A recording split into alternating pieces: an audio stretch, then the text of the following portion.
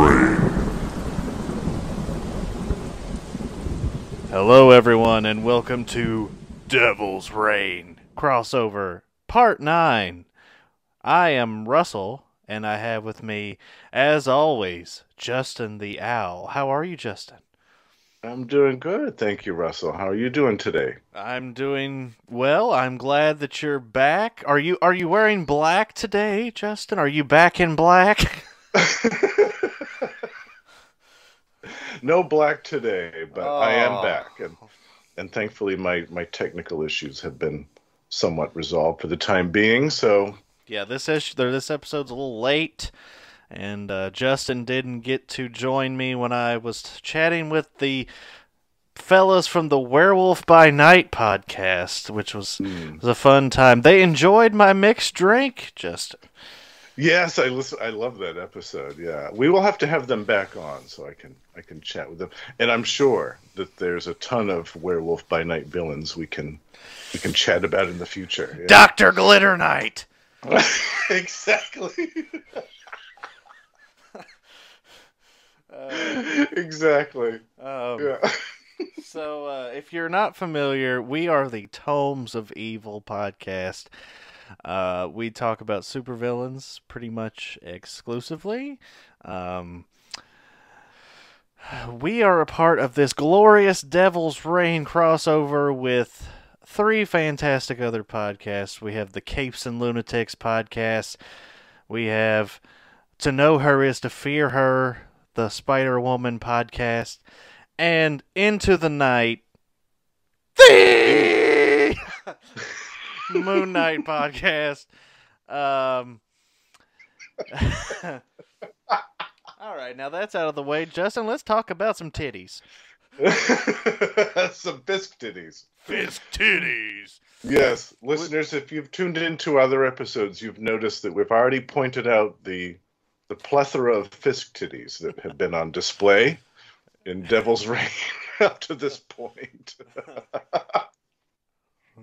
Sucking on my titties like you wanted me, calling me.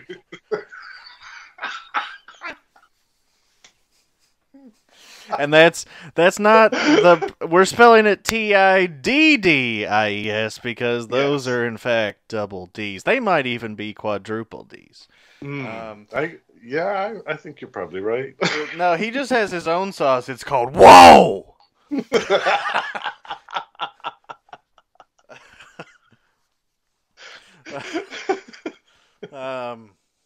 Car door surprise. He should invest in that thing that Kramer and Frank Costanza came up with. The bro. The Manzier. Yeah. Manzier, bro. Manzier, bro.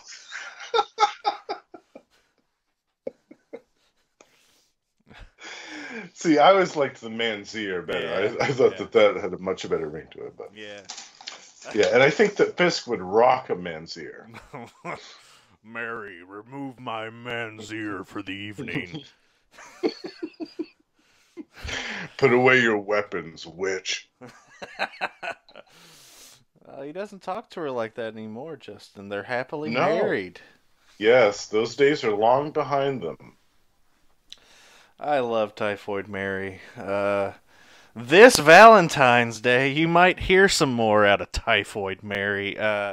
Yes. But, Justin, we are talking about Devil's Reign Winter Soldier #1, which is a one-shot. This is not a mini-series like the other 2 ones we covered already. Mm-hmm. Would you be kind enough to read the credits for us? Sure. So for writers, we have Jackson Lanzing and Colin Kelly. The artist is Nico Leon. Color artist is Felipe Sobriero. Letterer is VC's Joe Carabagna. And the cover artist is Felipe Massafera. And it's quite a lovely cover, too, by the way. Yeah. I think when we tried to record this before, it almost looks like a romance novel. It does. Bucky does look like a Harlequin romance novel cover model. It's like in this one. half romance novel, half fat terror. Kingpin almost looks like DC's Tobias Whale. Catch Tobias Whale, voiced by Keith David, in the now released Catwoman the Hunted, which got a lot of people talking, Justin, because apparently it's not good. Oh no! Yeah, I was especially hoping it would be. especially getting some knocks for having that classic trope that just everyone loves, queer baiting. Oh, really? Yeah, yeah. What a time to be alive. Oh, great. Yeah. Maybe I shouldn't watch it. Yeah. No, I probably will. Yeah, I just know that there's a very I'll just say there's a kind of questionable scene between Selena Kyle and Batwoman, Kate Kane. So Oh, no kidding. yeah, and it's kind of rubbed some people the wrong way. Interesting. Also, I wasn't expecting it to have an anime art design. It is totally anime. Oh, really? It's Yes. not. Oh, wow. Okay. Anyway, we're getting Anyway. off topic. I Yes. gotta go get trapped in a fucking world here in a second. So That's right. But so just to briefly go through this, I'm sorry, listeners. We're trying. Oh, guess what? Comixology crashed. Oh God! I just got one too. I Ah. just got one too at the same exact moment you did, Russell. I'm gonna call them. I say, hey, I'm trying to use your product that I pay for, and I can't even do it. You wouldn't want me to turn into the King of the North. You wouldn't like me when I'm angry. I just can't take it.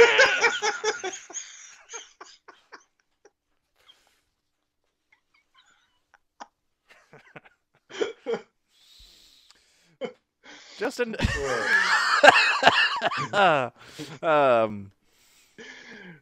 So Kingpin is got the house all to himself. Mary's out. Wesley's, being Wesley, and he's getting undressed, and but he can't escape Daredevil. Like, it is driving him crazy that he has this file that has his name on it, but he can't see it. All thanks to the Purple Children. So he's like going absolutely like insane. Literally insane. Yeah. Look at his figure, though. He's just Yeah. that ain't fat. No. He is just jacked. He is solid. This is a solid man right here. Yeah. Still has a double chin, though. R.I.P. Louis Anderson. Oh yes. They Oh, should have I love got that. they should have got Louis Anderson to play Kingpin.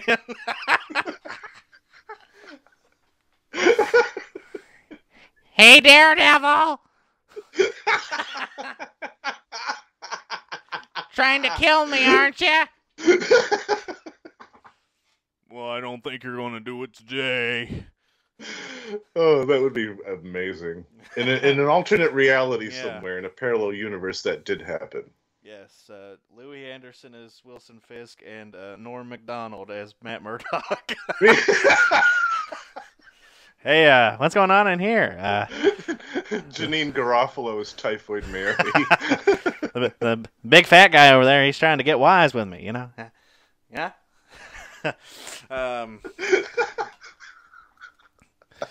So Kingpin hasn't been sleeping very well. And he doesn't have Typhoid Mary there to comfort him. Meanwhile, I realize that the whole thing about Bucky, Winter Soldier, is like he was mind wiped and he was an assassin for 60 years and stuff. But this next section just makes no sense. Like, the monologue is, "These days I lie awake. I'd done a week without sleep before back in Sri Lanka. I thought that was a record. Had no particular interest in breaking it. Yada yada yada." Yeah, it's very like Punisher-esque, isn't it? Yeah. Yeah. So basically, Bucky is breaking into Fisk's mansion, or his little. Oh, Comixology crash number 2. Take a drink. We can make a drinking game out of this, Russell.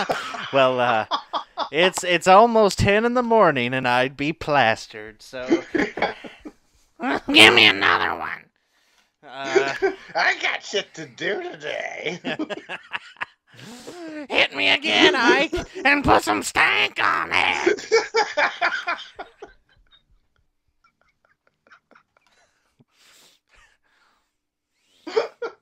So, Winter Soldier is going full Solid Snake into this house. Like, even the little, I think at one point we get a little exclamation point appear over somebody's head, and I was like, is this Metal Gear Solid? Like, yeah. Bing! Yeah, you expect it. Yeah. Who is that? Somebody over there. You got to get behind him and hit square 10 times. Oh! Or use the distance taser. Yeah. You can do that too.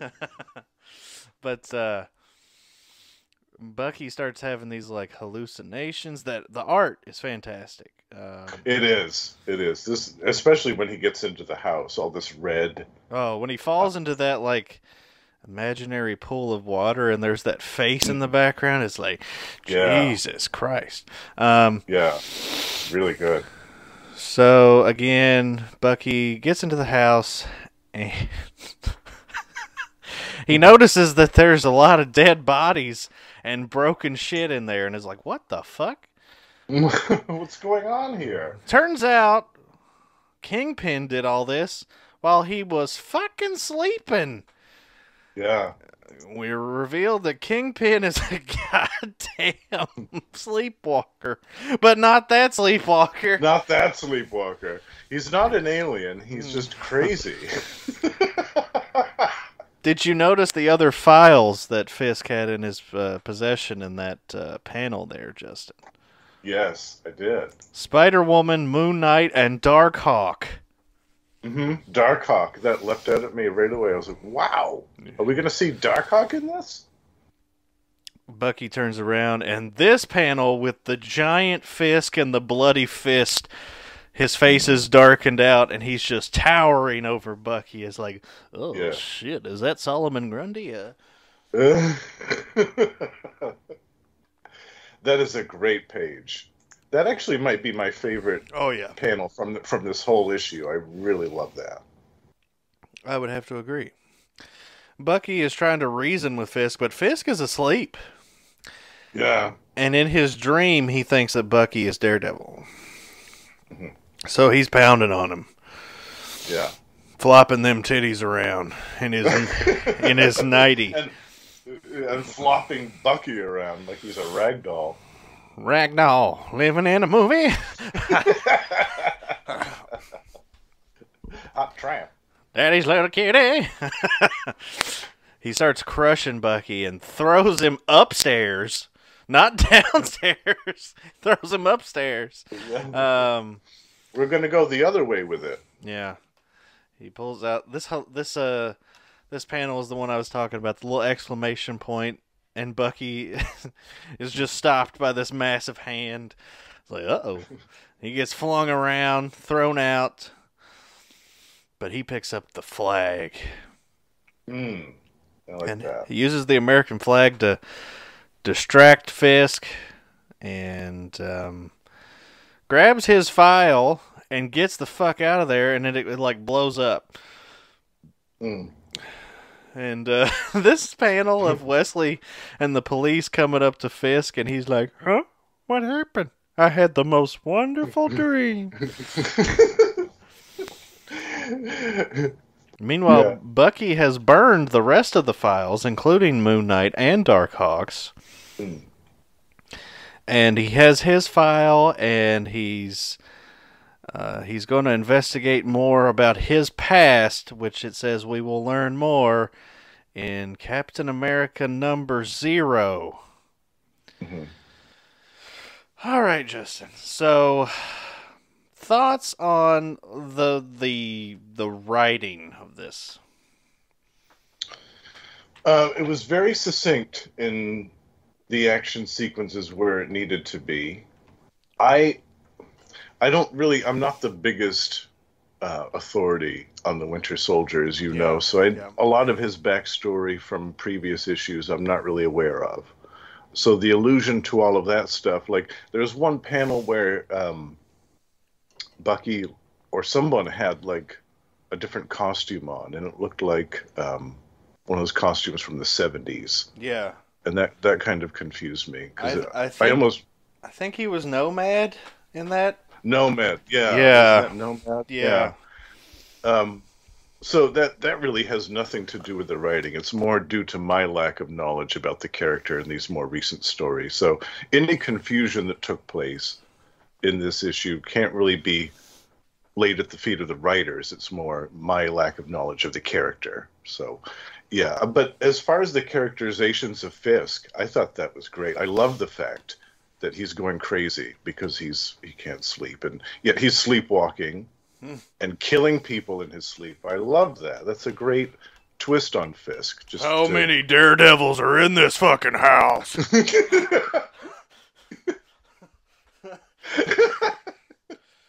Don't mind me, just gonna give this one a belly-to-belly suplex down the fucking stairs. And I wonder too how the guys reacted when they see this unconscious Kingpin just wading through and killing them all. What was their reaction before he came down on them like a mountain? He's like, "Hey, boss!" Ooh! Oh.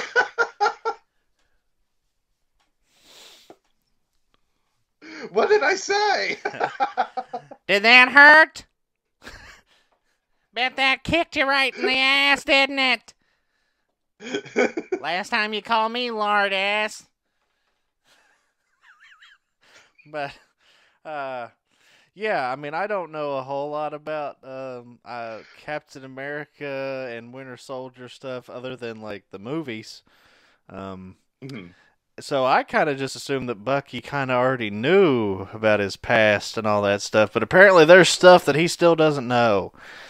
And Fisk has a file on him, and he's going to go get it. No, I thought it was cool. I definitely enjoy sleepwalking Kingpin, just murdering everyone.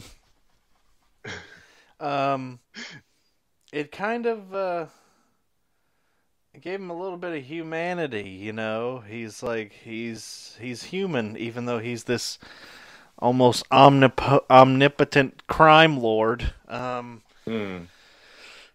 And Bucky was cool. Like I said, it seemed like he was very much inspired by Solid Snake, Metal Gear Solid in this.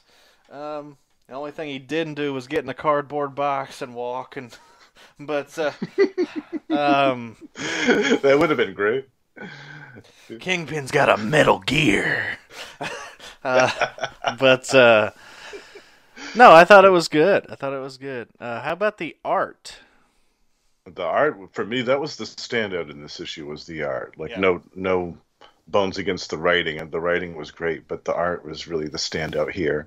Especially, like you said, the scene where he's kind of in that dream sequence, and he's falling through some dark pool of something, and there's a face in the background, and there's a bunch of red, so it looks like blood. It's really good. It's excellent. The art and the colors together have combined to make a really striking issue visually.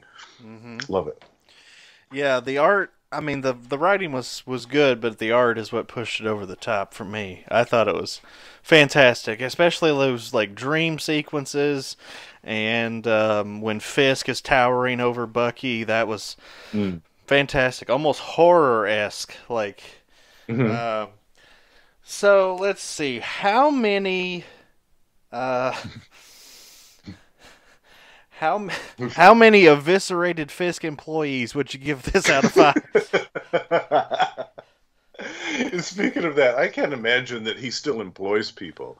Like anybody that goes to work for Fisk has got to be like, yeah, I'm taking out a huge life insurance policy for my family. You know, the odds of surviving this job are very low.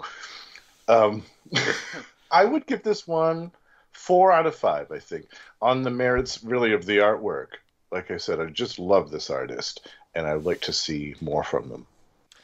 All right. Well, I think this is the first time on these crossovers that we are going to disagree, Justin. Oh, okay. I'm giving this 3 out of 5. 3 out of 5. Okay. Like the art was fantastic, but it just didn't grab me. The story and overall just didn't grab me. I guess that's probably that's not a commentary on the book itself. It's my commentary on the interest of Bucky. So Right. yeah, I'm going to give this a 3 out of 5. Nice. Well, I think that wraps us up, Justin. This was short and sweet. Yeah, just a short little one-shot issue, but it is a good part of this crossover, and I recommend people check it out. And we have another episode, another crossover episode actually coming up later this month, don't we, Russell? I believe so. I think it's Villains for Hire #2 is next for us. Yes. Yep. Yeah. And this will all culminate. I think Phil's talking about doing a massive final episode where we're all together. That's going to be fun. Yeah. I'm looking forward to that. Try to your best to talk over Charlie Esser. Oh, we're talking about me now. No, we love you guys. We love all you guys. We do. We just like ribbing you. Oh yeah, it's all in good fun. By the way, suck it, Lilith.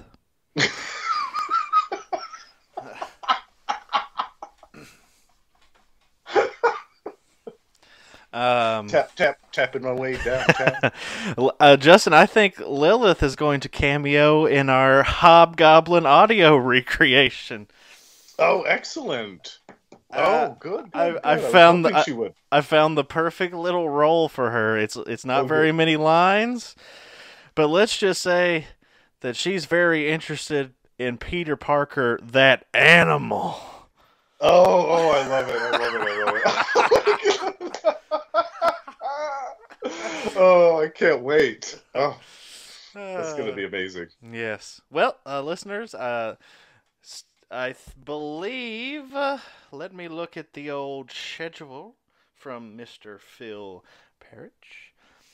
Your next part 10, will be Daredevil, Woman Without Fear, #2, followed by Spider-Woman, #19. So, yeah, good stuff.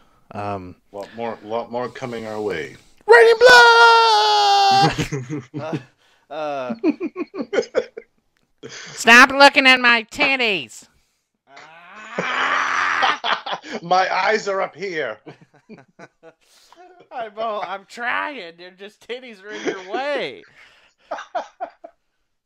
What an absolute mess.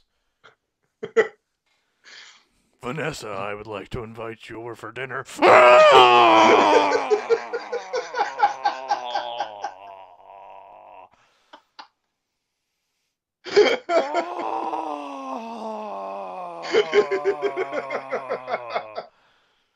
Did you wash my Hawaiian shirt?